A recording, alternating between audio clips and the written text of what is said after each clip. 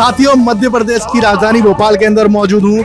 जीतू पटवारी के नेतृत्व में कांग्रेस घेराव कर रही है विधानसभा का। तमाम मुद्दे हैं, किसानों का मुद्दा, आदिवासी समाज का मुद्दा, दलितों का मुद्दा, तमाम ऐसे मुद्दे हैं जहां पर जो मोहन यादव सरकार है पूरी तरीके से फेल रही है। और इस पूरे प्रकरण में आप देख सकते हैं पुलिस भी तैयार है उन लोगों को रोकने के लिए, कार्यकर्ता भी तैयार है पूरी तरीके से घेराव करने के लिए। आदिवासी समाज को लेकर मैं कहूँगा किस तरीके से दलितों का उत्पीड़न मध्य प्रदेश में लगातार बढ़ रहा है, वो यहाँ की जो कार्यकर्ता है उन्होंने मेरे को बताया। और तमाम ऐसे मुद्दे हैं जिनको लेकर पूरी कांग्रेस आज बढ़ चढ़कर हिस्सा ले रही है। हजारों की संख्या में लोग मौजूद हैं जीतू पटवारी के नेतृत्व में। जीतू पटवारी ने ट्वीट किया है, चाहे लाठी पड़े, गोली पड़े, डंडे पड़े, हम पीछे हटने वाले नहीं हैं। साथियों, पूरी वीडियो आप जल्द देखेंगे द एक्टिविस्ट संदीप के चैनल पर। जय हिंद। मोहन यादव कैसे लड़ेंगे? बैरिकेड लगे हुए, वाटर कैनन लगी हुई है, लाठियां लगी हुई है। अरे हम तो चढ़ के चले जाएंगे उन पे। तूफान आए, आंधी आए, तूफान आए, ये महिला हम तो चढ़ जाएंगे। बैरिकेड क्या करेगा उनका? फूल नहीं चिंगारी है, भारत की नारी है, फूल नहीं चिंगारी है, यह भारत की नारी है।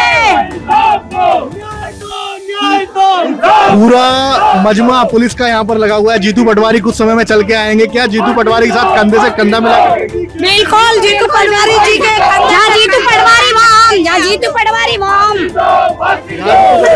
वहाँ हम हमारे साथ हैं। जीतू पटवारी महिला कांग्रेस पर हमेशा साथ रही है। क्या नाम भैया आपका? चिराग परमार। साथ चिराग परमार जी मौजूद हैं। चिराग परमार जी, क्या पूरा मामला रहा है? ये आपने देखा 2 दिन पहले जो पूरे राष्ट्र मीडिया की एक बड़ी खबर बनी जिसने पूरे देश को शर्मसार किया, जहां पर हमने देखा कि ईडी की गलत कार्रवाई ने 2 दंपत्तियों को मौत की घाट उतार दिया। उसको हम कहेंगे उनने आत्महत्या नहीं की। छोटे छोटे बच्चे कह रहे हैं कि भाजपा का दबाव था। छोटे बच्चे नहीं, मैं क्या कहता हूँ, मेरा मानना है कि जो मरता वो क्या नहीं करता, वो मरता वो सच लिखता। वो सच लिख के गए। उन्होंने लिखा, उन्होंने ये नहीं लिखा कि मैं निर्दोष हूँ, उन्होंने ये लिखा कि हमारे ऊपर प्रेशर किया, हमें भारतीय जनता पार्टी को ज्वाइन करने का प्रेशर किया। ये ईडी के अधिकारी। क्या मांगे आपकी मोहन यादव? हमारी मांग है कि ईडी का जो वो अधिकारी है जिसका नाम साहू बताया गया, उसको फांसी की सजा मिले। क्या ये सिर्फ ईडी की नाकामी है? नहीं, हमने एक स्लोगन दिया है, ये ये ईडी की भाजपा है या वीडी की भाजपा है? ये भारतीय जनता पार्टी स्पष्ट करे कि ये ईडी जो है ये भारतीय जनता पार्टी के दबाव में चल रही है या भारतीय जनता पार्टी। राहुल गांधी ने उन बच्चों से बात की है। राहुल जी ने बच्चों से बात की, भरोसा दिलाया है कि वो जल्दी उस आस्था के हरसपुर गांव पहुंचेंगे, उन बच्चों के साथ न्याय दिलाने में उनकी मदद करेंगे। भारत जोड़ो यात्रा में गुल्लक दी जाती है, उसके बाद जब वो गुल्लक राहुल गांधी जी तक पहुंचे, उसके बाद पूरा प्रदेश की जो कांग्रेस पार्टी है, अब राष्ट्रीय स्तर की कांग्रेस पार्टी उन बच्चों की मदद के लिए आगे आ जाती है इस मामले के लिए। लेकिन भारतीय जनता पार्टी का अभी तक कोई जवाब नहीं आया। ये तो भाजपा की कथनी और करनी में आपको फर्क समझना पड़ता है। जो मुख्यमंत्री लाडली बहना का ढसोकला दे रहा है पूरे प्रदेश के सामने, केंद्रीय मंत्री है, अब केंद्र मंत्री है, लेकिन उन्हीं का मुख्यमंत्री है भाजपा का। लाडली बहना के नाम पे 1250 रुपए महीना दिया जा रहा है, लेकिन हो क्या रहा है? उज्जैन में बलात्कार होता महिलाओं के सामने। आज हमारी नेहा, हमारी बहन आत्महत्या कर लिया। ये क्या हो रहा है इस प्रदेश के अंदर? इसके ऊपर जवाब देना चाहिए मोहन यादव सरकार को। मैं यही कहना चाहूंगा कि इस न्याय की लड़ाई को आप लोग जिंदा रखें और आखिरी तक इस लड़ाई को। ये न्याय हमारा नहीं, ये न्याय पूरे देश के लिए है, क्योंकि जिस संविधान के ऊपर आरएसएस का विधान काम कर रहा है, हम उसके खिलाफ है। हम न्याय के लिए लड़ते रहेंगे, मरते रहेंगे। साथियों, जो उस परिवार के साथ हुआ उसके लिए पूरे देश को एकजुट खड़ा होना पड़ेगा। किसी से डरने की जरूरत नहीं है, दबने की जरूरत नहीं है। न्याय ये लोग छोड़िए, हम सब पत्रकार साथी तो स्वतंत्र आवाज हैं, उन परिवारों के साथ खड़े हैं, उन सभी लोगों के साथ खड़े हैं। भारतीय जनता पार्टी के लोगों का कहना है कि धुआंधार काम हो रहा है, लेकिन उनके कामों में सिर्फ धुआं ही धुआं है, धार कहीं नहीं है। मोदी जी तो वहाँ जाने ही रहे, चौकीदार चोर बोल दूंगा, अभी कईयों को बुरा लग जाएगा। इतनी भक्ति में डूबे हैं लोग, इतनी भक्ति में डूबे हैं जिसे हम अंधभक्ति बोलते हैं। देश की किसी को चिंता नहीं है, युवाओं को किसी की चिंता नहीं है, रोजगार की किसी को चिंता नहीं है। इतने दिन ब दिन बलात्कार हो रहे हैं, इतनी गुंडागर्दी हो रही है, किसी को चिंता नहीं है। सब अपने मौज में मस्त हैं।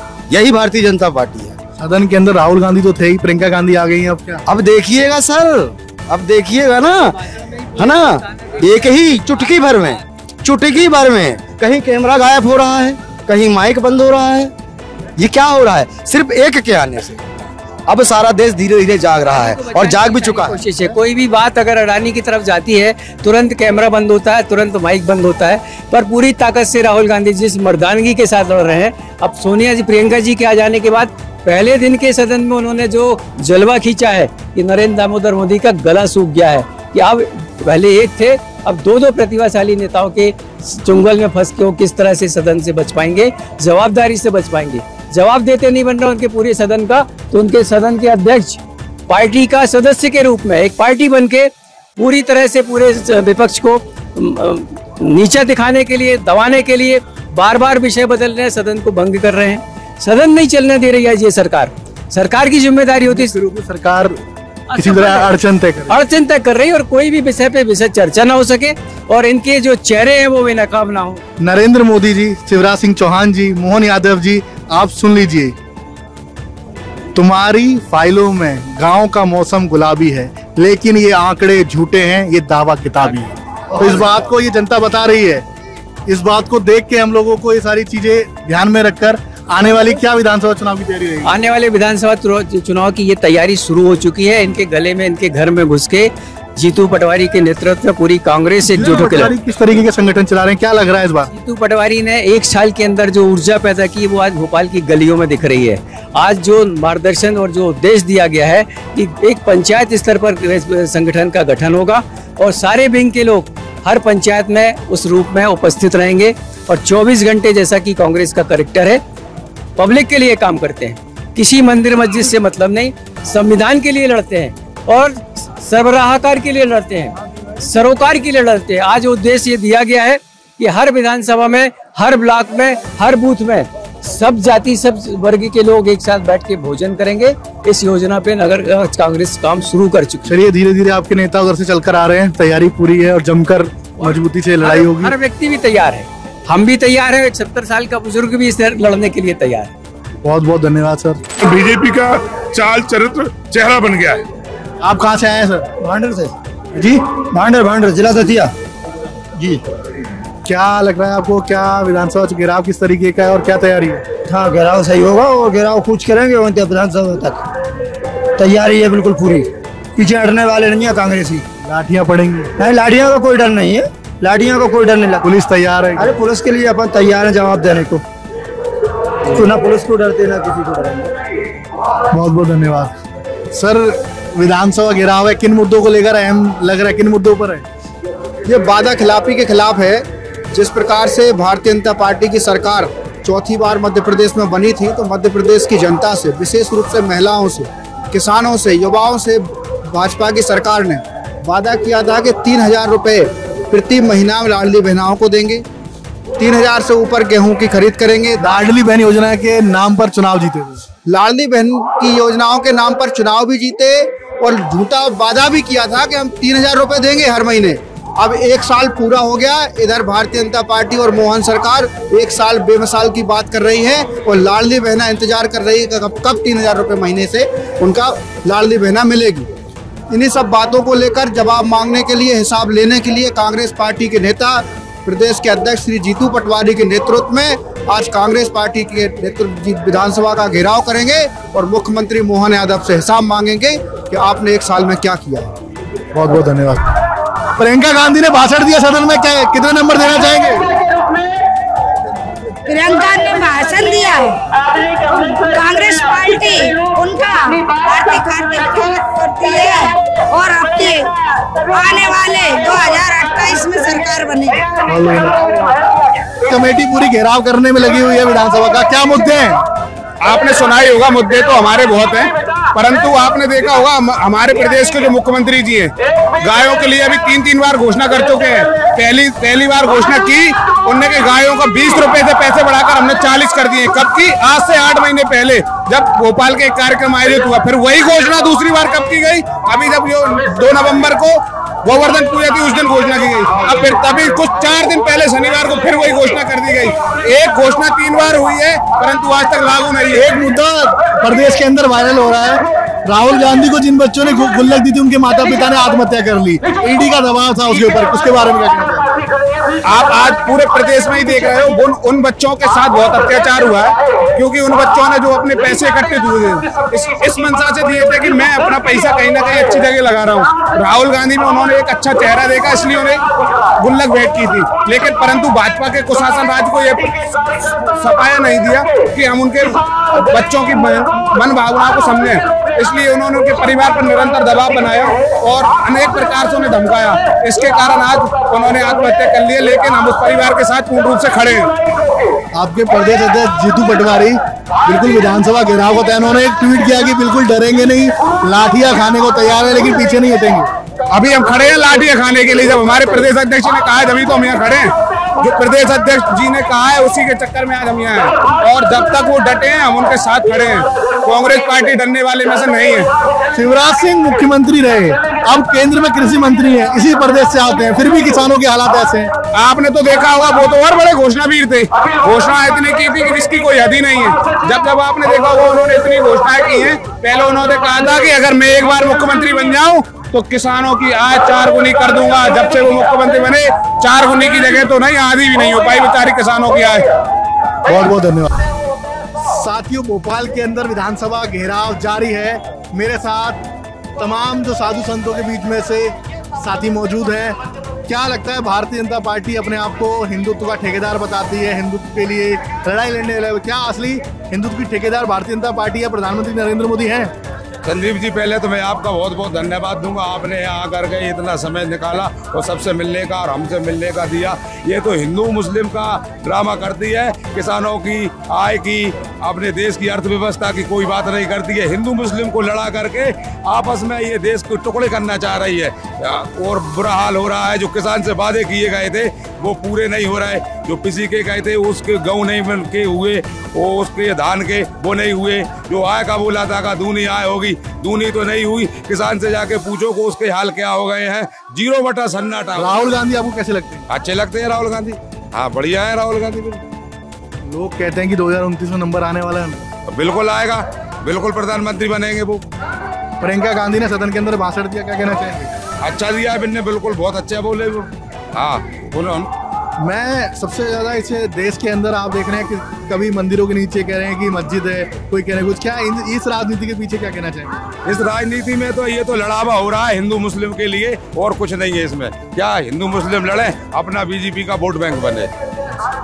बीजेपी अपने वोट बैंक के लिए पूरी रणनीति, हाँ बीजेपी अपनी वोट बैंक के लिए पूरी रणनीति हिंदू मुस्लिम की करती है। और दूसरा, बीजेपी के पास विकास का मुद्दा नहीं है, किसानों का मुद्दा नहीं है, बेरोजगारी का मुद्दा नहीं है। अडानी अंबानी, अरे उनको तो सारा ही माल भर दिया अडानी अंबानी को। तो राहुल गांधी पहले ही सदन के अंदर थे, प्रियंका गांधी ने सदन के अंदर भाषण दिया, क्या कहना चाहेंगे प्रियंका गांधी की भाषण पे? प्रियंका गांधी हमेशा महिलाओं के हित में बात करती हैं, देश के किसान के बारे हित में बात करती हैं, देश के आदिवासी पिछड़े दलित संघ के हित के बारे में बात करती हैं। वो हमारी बहुत अच्छी नेत्री हैं। हम उनका हमेशा सम्मान करते हैं, और उनकी जो स्पीच है उसका हम सम्मान करते हैं। आदिवासी समाज के क्या हालात है मध्य प्रदेश के अंदर? आदिवासी का जो हालत है वो बताने लायक नहीं है। जो भाजपा सरकार है ना, ये आदिवासियों को सिर्फ मोहरा बनाती है और उनको उपयोग करती है।